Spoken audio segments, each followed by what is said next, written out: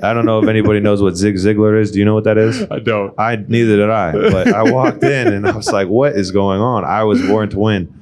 And, it was like something that was like almost hypnotizing him. And, I was listening to it while I was working out. It was an interesting experience for sure. So Zig Ziglar, everybody.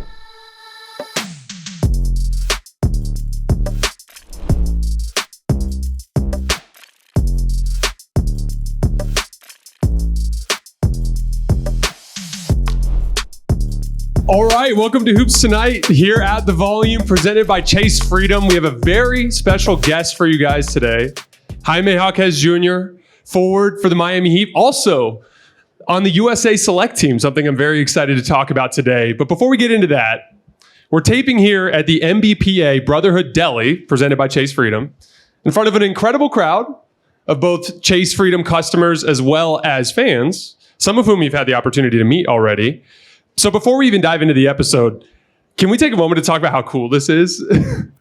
What does this mean to you, and what has this experience been like so far? It's been a great experience, a chance to connect with fans. Everybody who loves basketball always knows that Summer League is the place to be. Las Vegas is, I think, a mini mecca of basketball when you think of, how many people come and play, not just in the NBA, but AAU tournaments around. Teams around the country always come to Vegas to play. So this is a mini mecca, and it's great to be here. Yeah, it's cool. You're walking around the casinos and you see all the kids run into their camp games and stuff like that. It's literally just a basketball event where everybody comes around the country. 100%. So I want to start with the USA Select team. So I think this is a particularly amazing honor, because it's getting selected to the USA Select team is not just about your talent.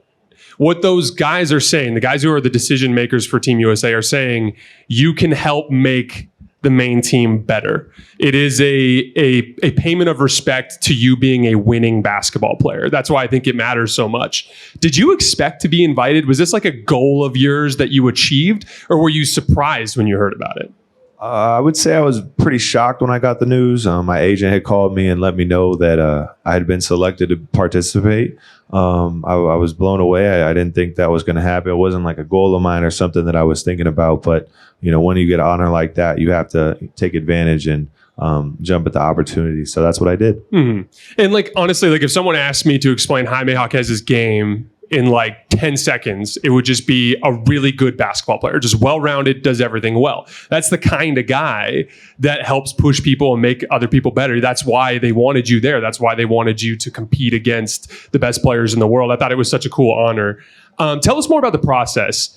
Was there a ton of scheme implementation at first? Were they trying to just inundate you with a ton of sets and defensive coverages? Or was it more just kind of they trusted you guys to go play basketball and you just competed against each other for a few days? I would say that, the first couple of days was a lot about putting in offense and defense, and a lot of what the Olympic team would see during their competition. So we, got a bunch of plays put in for the very first day so that we go execute the next day. A lot of that and a lot of defensive principles. But at the end of the day, they just told us to go out there and hoop, play our game, and, really push those guys and give them a challenge, because that's what they're going to face. Yeah, for sure. Was there a particular player on the select team that you matched up against and competed against, and then you left that experience feeling more respect for that player, a player you were impressed by? I mean, the guy that I was probably matched up the most with was probably LeBron. I already have incredible respect for what he's been able to do, the longevity he was able to play with. I mean, obviously still playing, but just how hard he goes. Even Coach Spo was telling me that this guy, still wakes up at 6 a.m. in the morning before everybody else and gets his lift in, and the way he prepares for practices. It is like he's playing a game. So you get to see that, and those are things that I want to take and implement into my routines and my lifestyle, and just being able to see that was incredible. Yeah, I saw a quote from KD the other day talking about how he just, the amount of energy LeBron brings every day, how it's contagious, and a basketball season is a grind. It's hard to bring it every day. So when you have a guy that brings that energy, it just kind of lifts everybody up, and then you get a little bit more out of every practice, and it just makes it better. Obviously, the select team, that whole process includes the famous scrimmage against the actual national team. And this like goes all the way back to 1992 when they actually beat the Dream Team, right? And so this is kind of a famous game for basketball players. Like, where did that stack up for you with your other core memories as a basketball player? Like, you played in that famous game. Like, what was that experience like? It was absolutely incredible. I use that word a lot, but that's really the only word I have to describe it. I would say, you got guys, LeBron, Steph, KD, Kawhi, some of the younger guys as well, like Tyrese and Ant.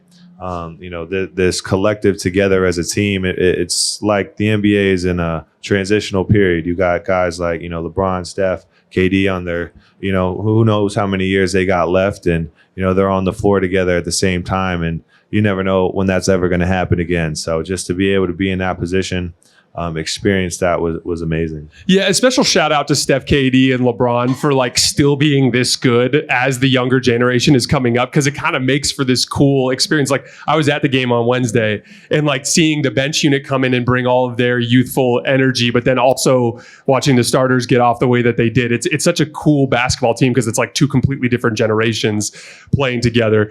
Let's get into your NBA career. So before we get into some of the specifics, did you actually have like pretty good intel that you were going to end up in Miami, or was that a surprise to you? I didn't have intel, but I had faith that I was going to land there. I didn't know for sure, but I don't know. After when number 18 was called to pick, I just had a feeling that my name was going to be called. That's awesome. You obviously had a very successful first NBA season. You played over 2,000 minutes for a playoff team. The Heat were 2.2 points per 100 possessions better with you on the floor versus when you were off, according to Cleaning the Glass. You had 9 20-point games. So to put it simply, you were a good rotation player for a good team right away as a rookie, which is super rare in the NBA. Did you have any goals going into that season that you lived up to, or was there anything that did you have any other specific goals for next season, like a next step you want to get to in your second campaign? I was having this conversation actually the other day about goals and mindset and, expectations. And one of the things that I've learned is that, I go in to have no expectations and just be ready for my opportunity. So I went into my rookie season, not really knowing what was going to happen. The NBA season is so crazy, so many ups and downs. Guys get hurt, and then it's an opportunity for me to step in and be able to play my game. And then so that's kind of what happened. And then this next year, obviously, everyone's pretty much healthy. So my job is just to be prepared as I can, for whatever opportunity calls.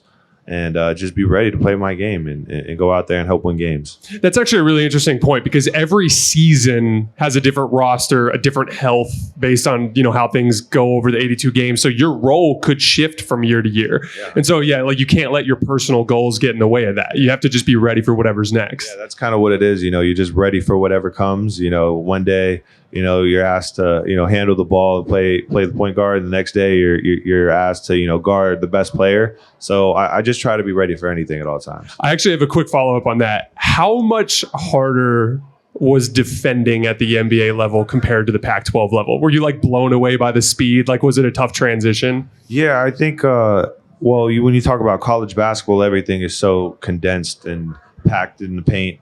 Whereas you go in the NBA and, there's 3 seconds defensive in the key. So, there's not anyone there, and it's a little bit wider of a court. The spacing is just much bigger. Mm-hmm. So there's a lot more room. So defensively, it's definitely makes it a lot more of a challenge. Mm-hmm. Because, in college, you got guys helping. You get beat, there's a guy helping on the baseline for you. And, that's not always the case in the NBA. You try to, but it's just a lot harder.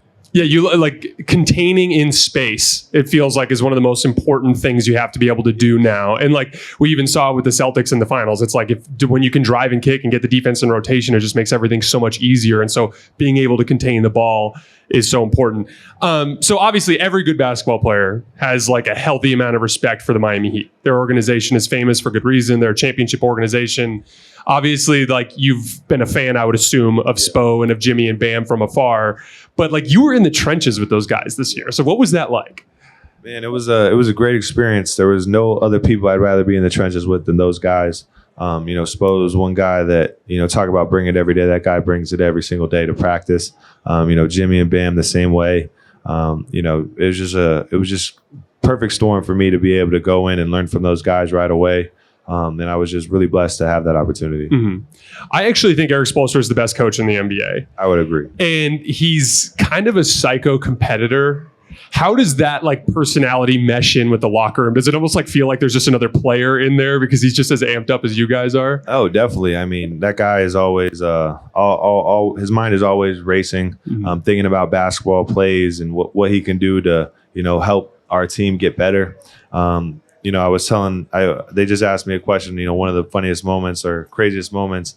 I remember Coach Spo was lifting in the weight room, like he always does in the mornings. And I walk in and he's listening to, Zig Ziglar, I Was Born to Win. I don't know if anybody knows what Zig Ziglar is. Do you know what that is? I don't. Neither did I. But I walked in and I was like, what is going on? I was born to win. And, it was like something that was like almost hypnotizing him. And, I was listening to it while I was working out. It was an interesting experience for sure. So Zig Ziglar, everybody. And he was a guard, I want to say at the mid-major level, wasn't he? If I remember correctly, like he played in college. So like I'm sure he's just wired like most people that come up through that mid-major level too, where they just have a chip on their shoulder and they're always super, super competitive. He came up through the film room. So like that dude is grinded for everything that he's had. So it just fits so nicely with your guys' identity. I would agree. I would completely agree. He brings it every day. He always has that chip on his shoulder. That's kind of our identity as the Miami Heat. And part of our culture. So I want to dive into your game for a little bit. You were an excellent post player right away this year. You averaged 1.26 points per possession, including passes, according to Synergy. Out of 63 players in the NBA last year that ran at least 75 post-ups, you ranked third. Okay, so you were one of the very best post players. You were one of the best post players in the NBA last year. You personally, on your own shot attempts out of the post, shot 50%. Like, what? It really looked like it clicked for you when I went back and watched your film. It looked like it clicked for you that junior year at UCLA was the year where you really started to develop that post game. What drove you to develop your low post game?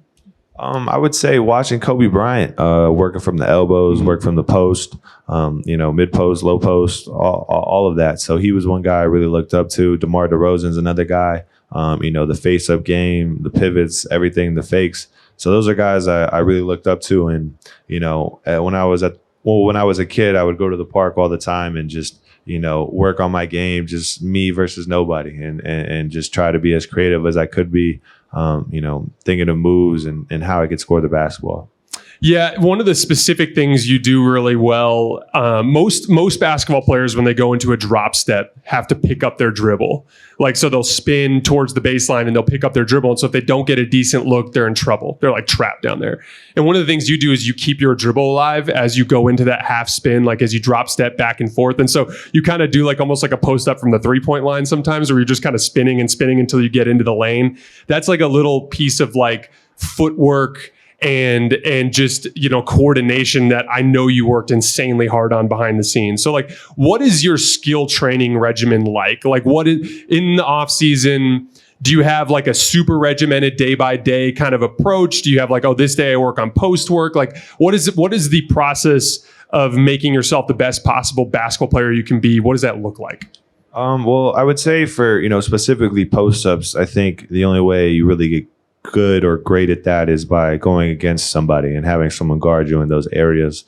So that's something that I really like. I like going against live competition. But as far as regimen, I mean, one of the things I like to get up a lot of shots. I like to get shots on the move, standstills, mid ranges, trying to everywhere floaters, get up as many shots as I can. And then defensively, work on my defense, guard guys. Instead of me just playing, one-on-one versus them, I'll go and guard and work on my defense, try to find angles, and really play around with stuff like that. So it's all, to me, thinking creatively about how I can be the best, what works and what doesn't, and that's really the approach that I take.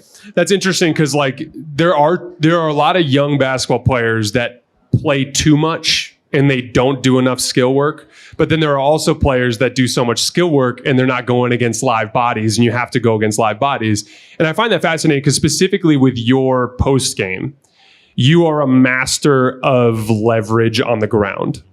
because I actually wanted to ask you about this. I saw a tweet going around of just one of the videos of that scrimmage against Team USA, and you were dribbling up the floor against LeBron, and you attacked him in the post, and you drew a foul on him. And we all remember the famous shot from the, and I'm a Laker fan, so it was a little devastating for me. But you hit a like a left shoulder fade along the right baseline over LeBron that was going everywhere. But then I started digging through your film, and it's like, oh, he's taking a step back in the post against Isaiah Stewart. Like, oh, he's got Herb Jones on him, and he just posted him up and hit a hook shot over the top. You have this like obsession with attacking taller players in the post. Like, what, are you just challenging yourself, or do you see an advantage there? I mean, I would say I don't know. I hear what you're saying. I mean, Herb Jones, I think we're about the same height, but Isaiah Stewart's definitely taller than me. But as far as attacking other players, I think, it's unexpected, especially, if you're smaller, no big guy is expecting a smaller guy to post them up. And, that's a place where I feel comfortable. And a lot of the times, they're expecting something else. So it kind of is a switch in their mind, something that they're not expecting. And, when I see a bigger guy, I try to, face up, try to take him off the dribble. And if I can't, then, I just get back to what I know. Try to post up, and a lot of the times, you pump fake a big guy. Most of the time they're going to jump. So that's something that I always keep in the back of my head. Well, and then again, it goes back to that ground battle piece. Like, that's what I think of when I watch you in those situations. Like, you're seeing that you can win the battle on the ground. I can pivot around this guy, get to my spot. And then you have the left shoulder fade, you have the right shoulder fade, you have the left shoulder hook. So like, those are all over the top shots anyway. They're designed to be hit over length. So like, I think you see that you just have an advantage there, and that you can go to work. What do you think is your biggest area of improvement for a player, as a player right now? I would just say for me, being a consistent knockdown 3-point shooter is one of the things that I'm looking to really improve this offseason, as well as, just being a hound on defense, being able to, guard the best player on the opposing team and shut them down. Mm-hmm.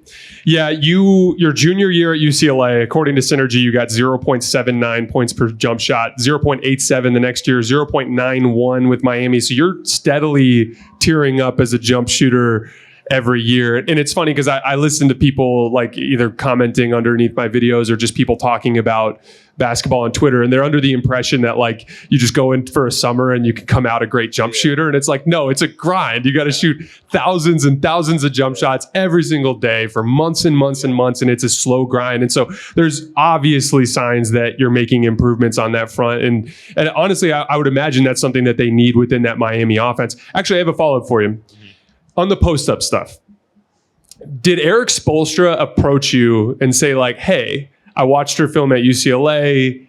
I saw how successful you are attacking matchups in the post. Let's incorporate that. Or did you demonstrate it and then everyone was like, oh, he can do this. Let's try to build this out more? I would say he definitely watched his film because some of the sets that we ran were like almost identical to the ones I ran at UCLA. So I think, that's just how great of a coach he is. He knows what his players' strengths are, and he tries to, expose that on the court and give us an opportunity to play to our strengths. And that's just what makes him such a great coach.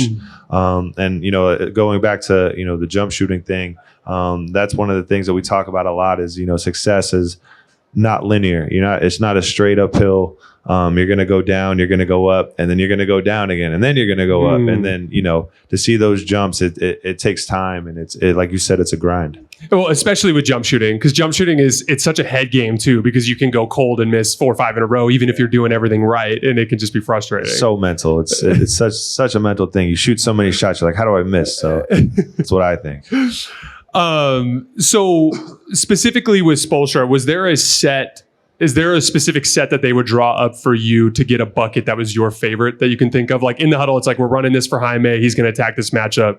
Is there one that you have in mind? Yeah, there's a few that I like. The cross screen on the baseline is one that sticks out to me. And then we have a little nose where I catch it around. They set a down screen for me, and go up around to the elbow wing area and then catch it in a pick and roll. So those are two of mine. Yeah, get you to a good spot, get the defender in trail position, so you have a little bit of an advantage. For sure. Was it hard for you to pick up Miami's offense, or was it pretty standard read and react 5-out stuff?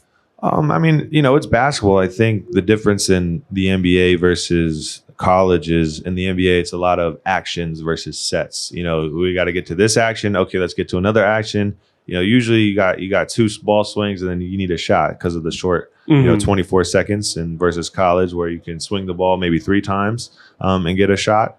But it's all actions. It's all, basketball stuff. So it wasn't too complicated. So you played with Jimmy Butler. Obviously, this is a guy that you probably were a fan of from afar for a long time. What was it like being his teammate? I mean, it was great, man. That was my favorite player growing up.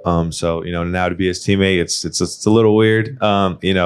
Having, one of your idols now become, one of your teammates / friends. So it was such a cool experience. And then you're doing commercials together and stuff. Yeah, doing commercials. Have you guys had some battles in practice? Yeah, we had some battles, the one-on-one. That's something that we do a lot after practice is have one-on-ones and, from different spots, whether it be the low post, elbows, even on the wings, and then shooting competitions as well. It gets competitive. Did he talk some trash to you at the beginning?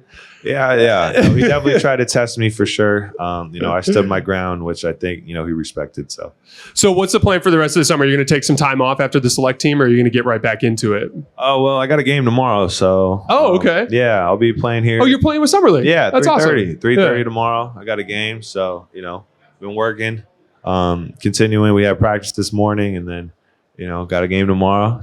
Excited for it. What's different about Summer League this year compared to last year? Do you just feel like so much more confident? Yeah, I mean, I was confident before. I think I just got a year of the league under my belt. And, now it's not the first Summer League, it's the second. So that's pretty the biggest difference. Are the Summer League practices, do you feel like you get a lot out of them? Do you feel like this is a good offseason workout for you anyway? Yeah, for sure. I mean, any practice that you do, I think is good practice. You have to also practice with intention. So, be able to get out here, connect with some of the guys, Khalil, Pele, our 2 draft picks. It's been great seeing how they work and operate and getting to connect and, start, being that guy that welcomes the new guys in like, they did to me the last year. All right, we got one last question before we get out of here. Before we wrap up, I saw some awesome merch here at the at the Brotherhood Deli presented by Chase Freedom and the MBPA, designed by Scoot Henderson. That's a pretty awesome collaboration. And there's also some limited edition mini basketballs by Susai. Are you walking out of here with one of those? If they'll give me one, I'll definitely walk out here with a Susai basketball. All right, guys. Jaime, thank you so much for taking the time to sit down. I sincerely appreciate it, man. Good luck to you with the rest of Summer League. Good luck with next season. I'll be here tomorrow watching. I'll be covering you closely next year. You've been one of my favorite players for a long time. It was awesome to sit down and talk some hoops with you. Everybody, thank you so much for the support as always, and we will see you next time. Thank you.